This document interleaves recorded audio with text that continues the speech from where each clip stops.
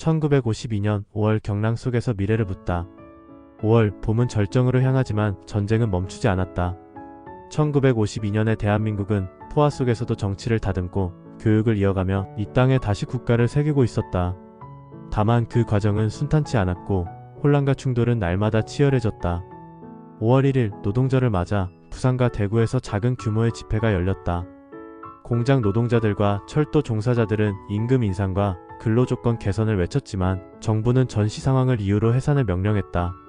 지금은 싸울 때가 아니다라는 정부의 입장과 우린 지금도 싸우고 있다는 민중의 목소리가 충돌했다.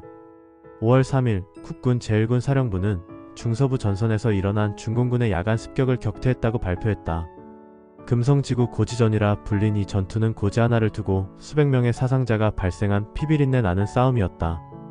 고지를 지키는 일은 단순한 군사적 승리를 넘어 국가의 자존심과 연결되어 있었다. 5월 5일 어린이날이었지만 대부분의 학교는 피란 중이거나 폐허가 된 채였다. 그래도 대구, 부산 등 피난지에서는 간이 강당이나 성당 마당에서 작은 기념식이 열렸다.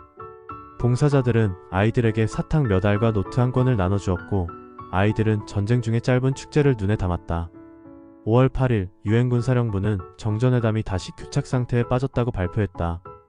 포로 교환 문제, 군사분계선 설정 등에 대한 이견은 좁혀지지 않았다. 민심은 점점 지쳐갔다. 언제 끝나나 보다 과연 끝날 수 있긴 할까라는 의문이 널리 퍼졌다.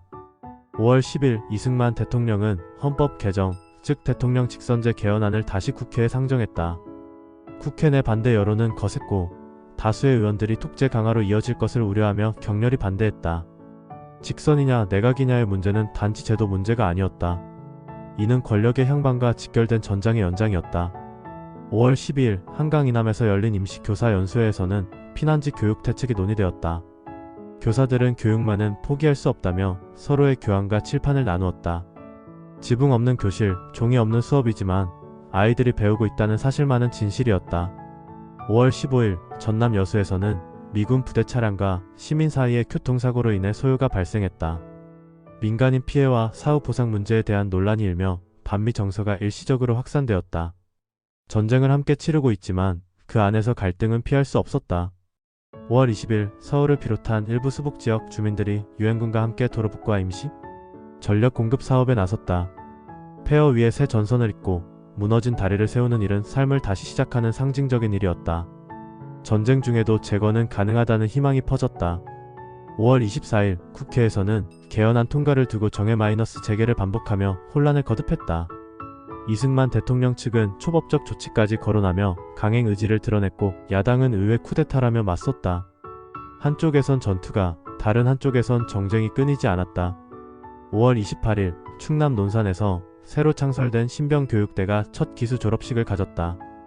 전투복이 너무 커 보이는 이들에게 장교들은 너희가 나라의 미래다라며 격려했지만 그 말조차도 현실 앞에선 무거웠다. 1952년 5월 대한민국은 여전히 전쟁 중이었다. 하지만 그 전쟁은 단지 총알과 포탄만의 문제가 아니었다. 교실에서, 국회에서, 거리에서 모두가 어떤 대한민국을 만들 것인지에 대해 싸우고 있었다. 봄은 끝나가고 있었고 사람들은 다시 여름을 맞을 준비를 했다. 여름이 전쟁의 끝이길 많은 이들이 조용히 빌고 있었다. 위 글은 일부 세부사항은 해석에 따라 달라질 수 있으므로 100% 확정된 사실로 보기 어려울 수도 있습니다. 마지막으로 구독 부탁드립니다. 구독은 무료입니다.